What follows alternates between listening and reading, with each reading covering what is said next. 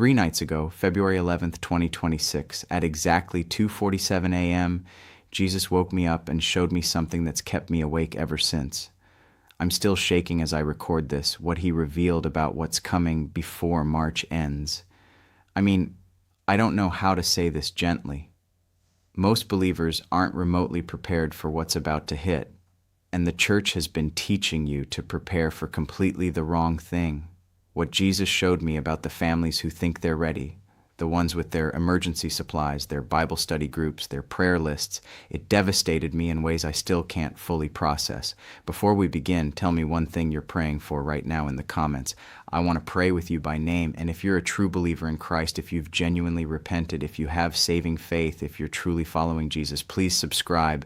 What you're about to hear will challenge everything you've been taught about readiness. I need to know there are believers out there who are awake, watching, and ready. So let me take you back to where this started. I'd driven up to this remote cabin I sometimes rent in the Cascades, just needed to get away. You know, the production schedule for the show has been brutal, and honestly, I was feeling spiritually dry, burned out maybe. It was late afternoon when I arrived, and the place sits right beside this mountain lake that's so still, so perfectly clear, it looks like polished glass.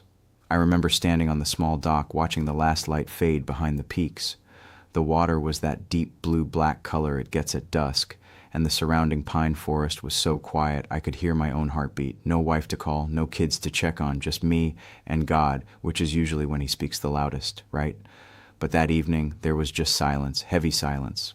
I went inside, made some coffee, tried to read scripture, nothing. I mean, the words were there on the page, but they felt flat, dead almost. I kept checking my phone. Force of habit, I guess. Scrolling through social media, seeing all these posts from Christian friends. You know the kind, covered by the blood, standing on God's promises. My family is blessed and highly favored. All the usual declarations, good people, sincere people, people I love. But something about it all felt, I don't know, hollow, like we're all just repeating the right phrases, posting the right verses, but missing something fundamental.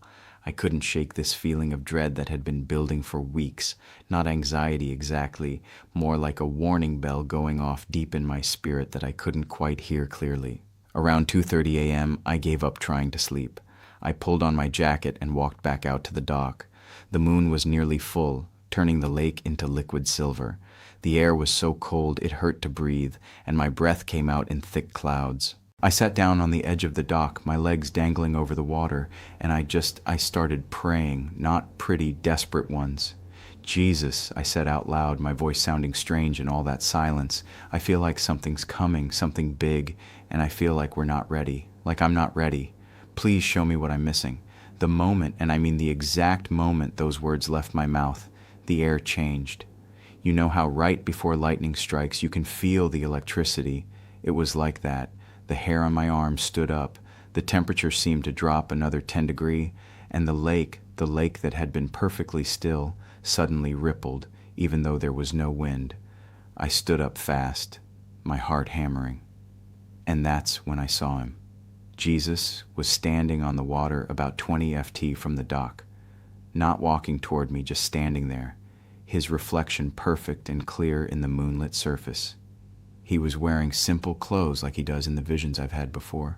But his face had this expression I'd never seen. Grief mixed with urgency. Love mixed with something that looked almost like frustration. "You asked to see," he said, his voice carrying across the water like it was coming from right beside me. "Are you sure you want to know?" I couldn't speak. I just nodded. "What I'm about to show you," he continued, taking a step toward me, literally walking on the water, "is going to break your heart. But you need to see it, and you need to tell them. Before March ends, everything is going to shift. The comfortable season is over, and the families who think they're prepared." He paused, and I saw actual tears in his eyes. They're preparing for the wrong battle. He reached the dock and stepped onto it, the wood not even creaking under his feet. He sat down beside me right where I'd been sitting and gestured toward the lake. "Look," he said. The water surface began to change. It was still water, but I could see into it. No, through it like it had become a window. And what I saw made my stomach drop. I saw families, Christian families, Families I recognized from church, from social media, from conferences I'd spoken at. They were in their homes and they were preparing. But here's what shook me. They were preparing all the wrong things. One family had a basement full of supplies, food, water, medical kits, generators. The father was showing his teenage sons how to use a ham radio. "We're ready for anything," he was saying with this confident smile. "We've been preparing for years.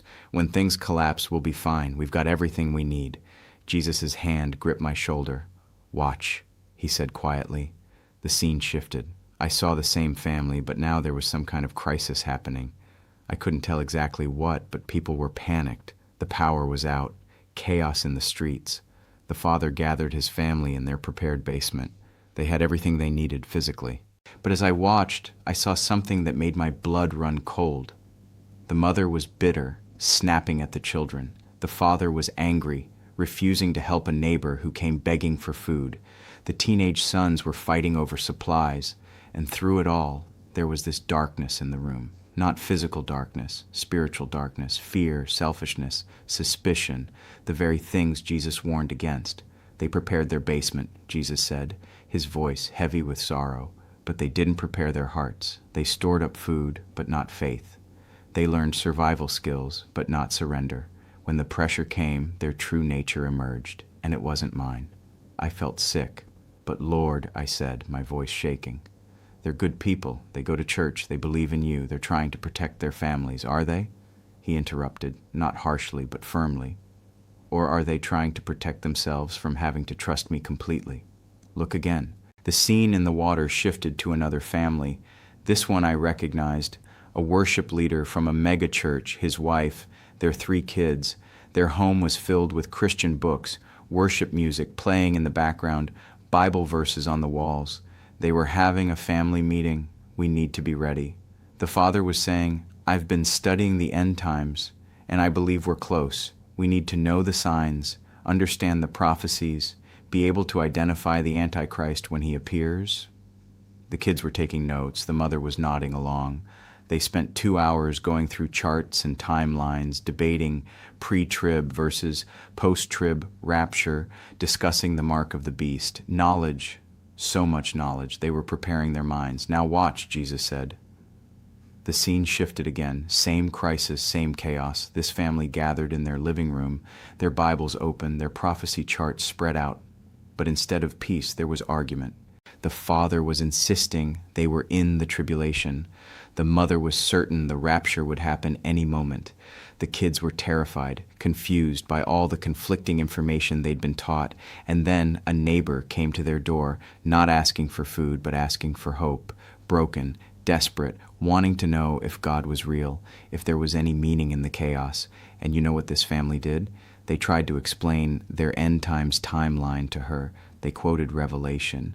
They debated theology, but they didn't offer presence. They didn't offer love. They didn't offer Jesus, the actual person of Jesus, just information about him. The neighbor left more confused and hopeless than when she arrived. I watched Jesus' face as this scene played out, and I saw something that shook me to my core. He was weeping, not just tears. His whole body was shaking with grief. "They prepared their minds," he said, his voice breaking, "but they didn't prepare their hearts. They studied me, but they don't know me. They can quote scripture about the end times, but they can't recognize my voice in the present moment. They're so focused on future prophecy that they're missing present opportunity." "Lord," I whispered, "what are we supposed to prepare then? What does it actually mean to be ready?" He stood up, pulling me to my feet. The lake was still showing me scene after scene. Families with their emergency plans, their prophecy studies, their survival strategies, their theological debates, all of it crumbling under real pressure because the foundation was wrong. "Come," he said, "there's more you need to see. Tomorrow night I'll show you what true preparation looks like, and I'll show you why March is the deadline." The vision faded. I was standing alone on the dock, the lake perfectly still again, the moon still bright overhead, but I was trembling so hard I could barely walk back to the cabin. I checked my phone. 3:42 a.m. I haven't slept since. Because here's what I can't stop thinking about. I saw people I know in those visions, people I love, people who would say they're ready for whatever's coming. And Jesus was showing me they're not even close. And the worst part, I saw myself in some of those scenes too, my own preparations, my own strategies, my own ways of trying to be ready that completely miss what he's actually asking for. The next night, February 12th, I didn't even try to sleep. I sat on that dock from sunset onward, wrapped in a blanket, watching the water, waiting. The temperature had dropped even further, and ice was starting to form along the edges of the lake. I could hear it crackling, this thin crystalline sound that seemed unnaturally loud in the stillness. Around 1:15 a.m., the air shifted again. That same electric feeling, but stronger this time. The ice along the shore began to glow. I mean, literally glow with this soft blue-white light that had no natural source. And Jesus was there again, standing on the frozen edge of the lake. "You came back," he said, and there was something in his voice, approval mixed with sadness, like he knew what he was about to show me would cost me something. "I have to know," I said, my teeth chattering from cold and fear. "You said March is the deadline. What's coming? What are we supposed to prepare for?" He walked toward me, each step on the ice creating these ripples of light. "Before I show you what's coming," he said, sitting beside me again, "you need to understand why the church has gotten preparation so wrong. You need to see the root of the problem." The lake surface changed again, becoming that window into spiritual reality. But this time, what I saw was different. I was looking at churches, hundreds of them, thousands maybe, from the inside. Sunday services, Wednesday night meetings, small groups, conferences all across America, all across the world. "Watch what they're teaching about readiness," Jesus said. In one church, a pastor was preaching with intense passion. "You need to be ready," he shouted, pacing the stage. "Store up food, have a plan, protect your family. The world is falling apart, and you need to be prepared." The congregation was nodding, taking notes, some of them on their phones, immediately ordering emergency supplies. Jesus' hand tightened on my shoulder. "He's teaching them to trust in their own provision," he said quietly, "to find security in what they can control, what they can store up, what they can manage. He's teaching them to be afraid and to respond to fear with self-reliance. That's not faith. That's the opposite of faith." The scene shifted to another church. This pastor was teaching about end times prophecy, a massive chart behind him showing timelines and events. "You need to understand the signs," he was saying. "Knowledge is power. If you can identify where we are in the prophetic timeline, you'll be ready for what's coming." He's teaching them to trust in their own understanding. Jesus said, and I could hear the frustration in his voice, to find security in having the right information, the right interpretation, the right theological framework. But I never said, "Blessed are those who have the correct eschatology." I said, "Blessed are those who hear my voice and follow me." Another church. This one was different, more charismatic. Hands raised, worship music playing. The pastor was declaring, "We are covered by the blood. We are protected. Nothing can touch us. Speak it into existence. Declare your victory." I expected Jesus to approve of this one. But instead, his grip on my shoulder became almost painful. "He's teaching them to trust in their own declarations," he said, his voice harder now, "to find security in the right words, the right confessions, the right spiritual formulas, as if faith is a magic spell that protects them from ever having to suffer, ever having to sacrifice, ever having to actually trust me when everything falls apart. Scene after scene, church after church, some teaching survival preparedness, some teaching prophetic knowledge, some teaching positive confession, some teaching political action, some teaching community organizing, different methods, different emphases. But Jesus kept pointing out the same underlying problem. They're all teaching people to find security in something other than me, he said, in their preparations, their knowledge, their declarations, their strategies. And when the pressure comes, and it's coming soon, all of those things will fail because none of them are actually me. "But Lord," I said, and I was crying now, "what's wrong with being prepared? What's wrong with having knowledge? What's wrong with faith declarations? Aren't those good things?" He turned to face me fully, and his eyes, they were full of such love, but also such intensity. "There's nothing wrong with wisdom or preparation or faith," he said.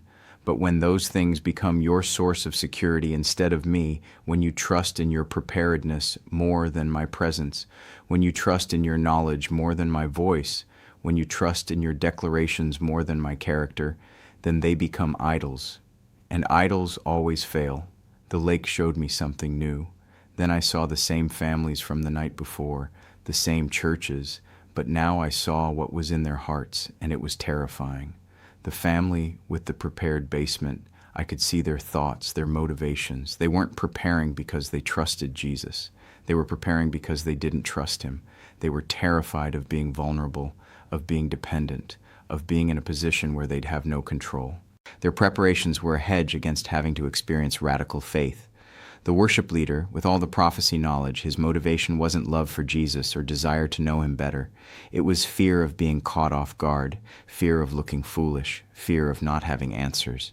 His study was a way to maintain a sense of control and authority. He wanted to be the expert, the one people came to for answers because that gave him identity and security. The charismatic church with all their declarations.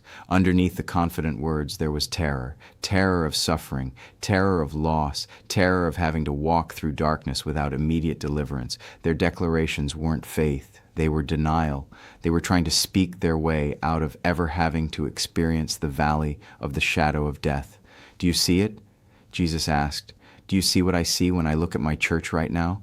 I nodded, unable to speak, because I did see it. And it was devastating. They're preparing everything except the one thing that matters, he continued. They're not preparing their hearts to trust me when nothing makes sense. They're not preparing their souls to remain faithful when I don't deliver them the way they expect. They're not preparing their spirits to love their enemies when those enemies are taking everything from them. They're not preparing their families to follow me, even when following me costs them everything. The scenes in the lake shifted again, and what I saw next made me physically ill. I saw the crisis coming, the one Jesus kept referencing. I still couldn't see exactly what it was, but I could see its effects. Economic collapse, social chaos, persecution of believers, families torn apart. And I watched what happened to all these prepared families, these knowledgeable Christians, these declaring believers, the family with the basement full of supplies. When their neighbors came begging for help, they turned them away. We have to protect our own, the father said, even as his children watched him refuse a starving family. The supplies lasted for months, but something in those children died. They learned that following Jesus means taking care of yourself first. They learned that love has limits. They learned that faith is really just enlightened self-interest. The worship leader with all his prophecy knowledge. When things didn't unfold according to his timeline, when his interpretations proved wrong, he became bitter, angry at God for not following the script he'd studied. His children watched him rage at heaven, demanding explanations, insisting God owed him clarity. They learned that faith is conditional on understanding. They learned that you only trust God when he makes sense. They learned that relationship with Jesus is really just theological agreement. The charismatic church with their declarations. When the persecution came and their declarations didn't stop it, when they lost jobs and homes and some even lost their lives, they felt betrayed, abandoned. Their faith shattered because it was built on the promise of protection, not the person of Jesus. Their children watched them become disillusioned, bitter, some even renouncing their faith entirely. They learned that Jesus is only worth following if he does what you expect. They learned that faith is really just a transaction. They learned that declarations are supposed to control God, not surrender to him. I was sobbing by this point, my whole body shaking. Lord, please, I begged, please tell me there's another way. Tell me some families get it right. Tell me someone is actually preparing the right way. The lake went still for a moment. Then Jesus said, "Look, a new scene appeared. A single mother with 3 kids living in a small apartment.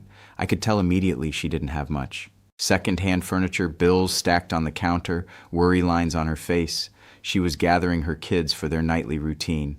But here's what was different. She wasn't teaching them survival skills or prophecy timelines or faith declarations. She was teaching them to hear Jesus' voice. Okay, she said, sitting on the floor with her children in a circle. Let's get quiet and ask Jesus what he wants to say to us tonight. They sat in silence, actual silence, which is rare in any home with kids. After a few minutes, the youngest, maybe 6 years old, said, "Mommy, I think Jesus wants us to give our extra blankets to the people sleeping outside." The mother's face showed conflict. I could see her thoughts. Those blankets were valuable. She might need them. What if winter got worse? But then she smiled. "You're right, baby. Let's do it tomorrow." The older child, maybe 10, said, "I think Jesus wants me to forgive Tyler for what he said at school." Again, the mother's face showed the struggle. Tyler had apparently said something cruel, but she nodded. "That's Jesus' voice, honey. That's what love sounds like." Jesus was smiling now, the first real smile I'd seen from him in 2 nights. "Watch what happens when the crisis comes," he said. The scene shifted. Same crisis, same chaos. This family had no basement full of supplies. The mother lost her job. They had to leave their apartment. Everything fell apart. But something was different. As they walked through the chaos, they kept stopping to ask, "Jesus, what do you want us to do right now?" And they heard him and they obeyed. He told them to share their last food with a stranger. They did. He told them to stop and pray with someone who was suicidal. They did. He told them to forgive the landlord who evicted them. They did. He told them to trust him for shelter, and he provided. Not in the way they expected, but he provided. And through it all, those children were learning something completely different than the other children I'd seen.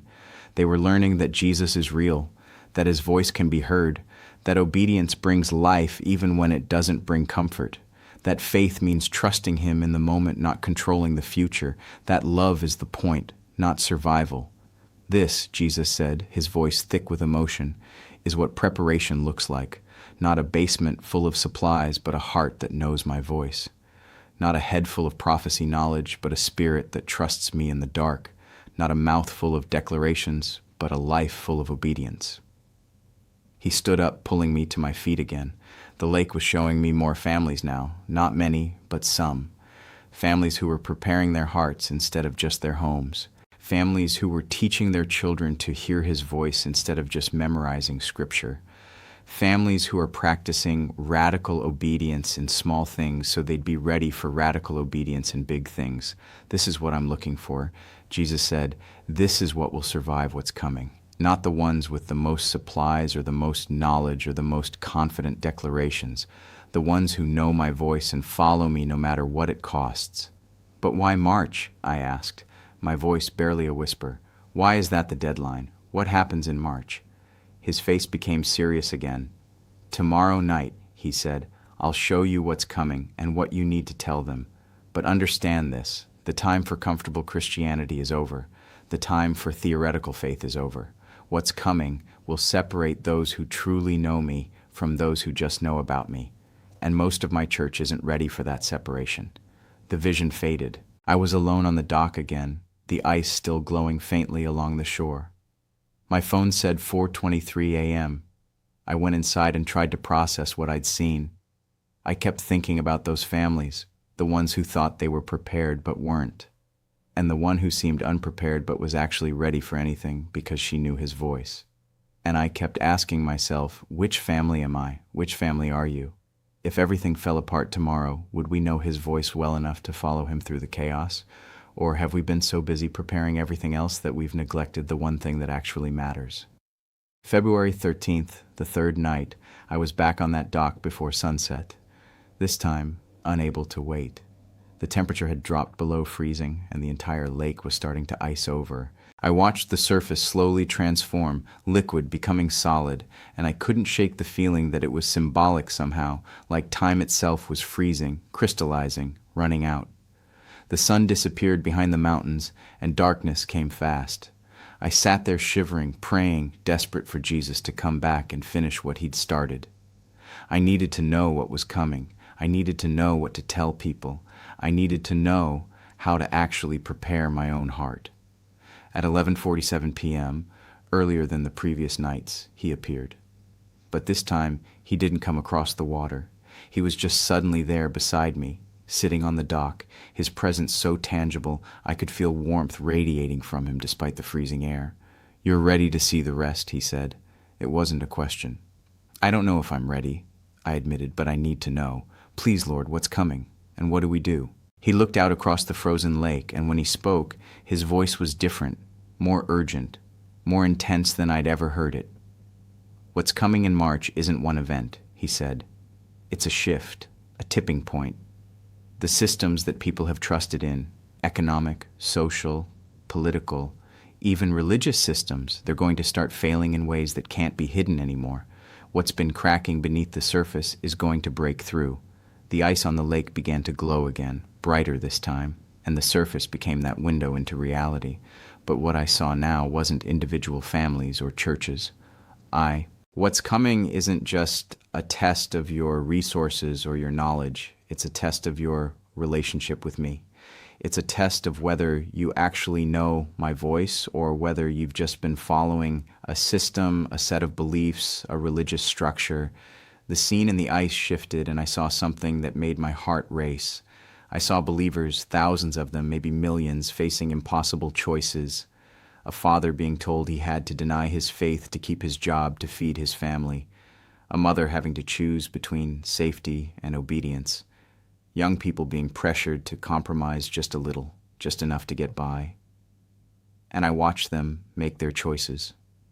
Some, the ones with the prepared basement, the ones who'd spent years focused on physical survival, they compromised. Not dramatically, not all at once, but in small ways. It's just words, they told themselves. God knows my heart. I have to protect my family. Their preparations had taught them that survival was the goal. Where are you, God? They demanded. We did everything right. We believed. We declared. Why aren't you protecting us? Their faith had been built on expectation of comfort, so when comfort disappeared, their faith disappeared with it. I was crying again, watching this mass failure of faith. Lord, I choked out. Is there any hope? Does anyone pass the test? The scene shifted, and I saw that single mother again, the one who'd been teaching her kids to hear his voice. She was facing the same impossible choice, compromise or lose everything. I watched her gather her children. Jesus, she prayed out loud, her voice shaking but steady. What do you want us to do? And then she went quiet, actually quiet, waiting for his voice. Her children waited with her, and I realized they've been practicing this for years. This wasn't new to them. This was their normal. After a few minutes, she opened her eyes. He says we don't compromise, she told her children. He says he'll take care of us, but we have to trust him completely. Are you with me? The kids nodded. The youngest said, I hear him too, Mommy. He says he's proud of us. They had peace. Not the absence of fear. I could see they were afraid. But underneath the fear was this unshakable certainty that they were exactly where they were supposed to be, doing exactly what they were supposed to do. And Jesus was with them. I could see him walking beside them, even though they couldn't see him with their physical eyes, but they knew he was there. They could sense his presence. They could hear his voice guiding them step by step, moment by moment. This is what I'm looking for, Jesus said, and his voice was full of such love it almost hurt to hear. Not people who have all the answers or all the supplies or all the right theology. People who've been practicing obedience in small things so they're ready for obedience in big things. He turned to face me fully. This is what you need to tell them. He said, this is the message I'm giving you to share before March. The time for preparation isn't over, but they need to know what to prepare. The lake's surface changed one more time, and now I was seeing something different. Here's what I'm going to ask every believer when the pressure comes. Jesus said, not how much food did you store, not how much prophecy did you understand, not how many faith declarations did you make. I'm going to ask them this. Do you know my voice, and will you obey it even when it cost you everything? Will you do it? Will you start today? I'm praying for you. I'm praying that you'll hear his voice clearly. I'm praying that you'll have the courage to obey. I'm praying that you'll be ready for what's coming, because Jesus is coming back for a bride who knows him, who loves him, who trusts him completely. And he's giving us this time, these few weeks, to become that bride. Don't waste it.